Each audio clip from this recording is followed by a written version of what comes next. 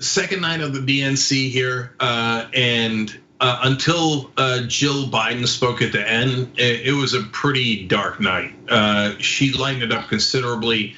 We gave you our analysis of her speech. I'll talk a little bit about it again here, but before that, wow. So it was a combination of a giant nothing burger, plus really driving home the point that Joe Biden actually kind of wants to be a Republican.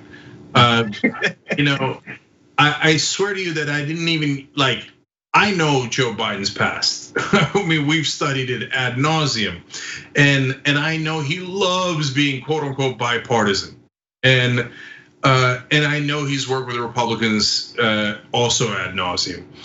And last night, 4 different Republicans, at least, I started to lose count, spoke and backed Joe Biden. I thought we were done with the Republicans. No, they did a whole nother wave, and most importantly, they sent the ghost of John McCain to speak. And so by the end of the ghost of Republican past, I thought, no, I think Joe genuinely wants to be a Republican. He's a 1990s Republican. That's who he is. And so that was not comforting. And so let me give you a little bit more detail on that. So the beginning of the night was, Bill Clinton had an okay speech, and he was the only one today to really mention policy, other than the war hawks at the end of the night. And so he talked about how Biden's going to do paid family leave. Good. Otherwise, unremarkable speech filled with unremarkable speeches. AOC did come out. She did speak. And she endorsed Bernie Sanders, and then people were like, "Oh no, it's a coup!" No, it's just a formality. Anybody who gets above 300 delegates has the right to put their name in to be considered, and that's what AOC was doing. It was pre-planned. It's not like it was anything surprising. I guess just people didn't know about it, but overall normal. Okay, and then. Adi Barkan is another progressive, and he had a powerful and moving speech of arguing for Medicare or healthcare for everyone. You're not allowed to say Medicare for all in a Joe Biden convention, but Adi does believe in that, and so I was glad to see him there. But then the end was, I thought, particularly odious. So John Kerry comes on. And he was like, "Oh, American exceptionalism, and Joe Biden is the only one that can make us exceptional." And look, when Colin Powell came on and talked about alliances and how alliances are important, if you just left it at that, I get it. And Colin Powell's a Republican, and he served the Bush administration. And no, I haven't forgiven him, and no, neither should you.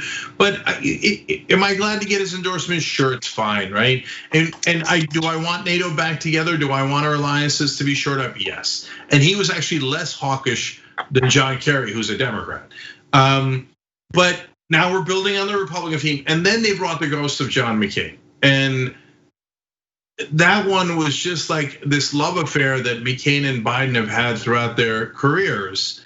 But the most telling part of that, and I think arguably the most telling part of tonight, was when they said in the video, Joe Biden was always the one that crossed over to the other side of the aisle. And that's true.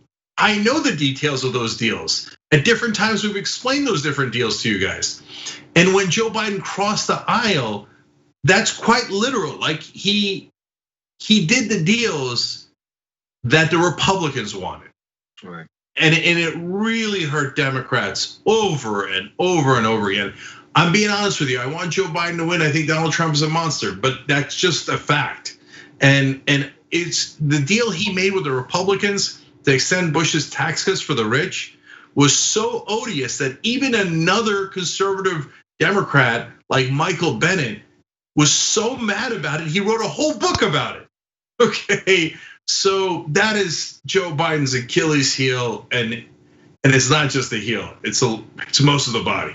Okay, the saving grace of the night was Jill Biden giving a really good, solid, heartwarming speech. It didn't have to do with policy. Not every speech has to do with policy, and I think that Joe and Jill Biden's love is as genuine as I have seen in politics. So you got to give them that, and they love their family. And it was like an old school all-American tale. But like I said earlier, uniting their grieving family with a grieving country. And so she almost saved it at the end. But overall, I walk away thinking, oh boy, there's a big fight ahead with the Biden administration and progressives if we're lucky enough to have them win. Thanks for watching the Young Turks. Really appreciate it. Another way to show support is through YouTube memberships. You'll get to interact with us more. There's live chat emojis, badges. You've got emojis of me, Anna, John, JR. So those are super fun. But you also get playback of our exclusive member-only shows and specials right after they air. So all of that, all you gotta do is click that join button right underneath the video. Thank you.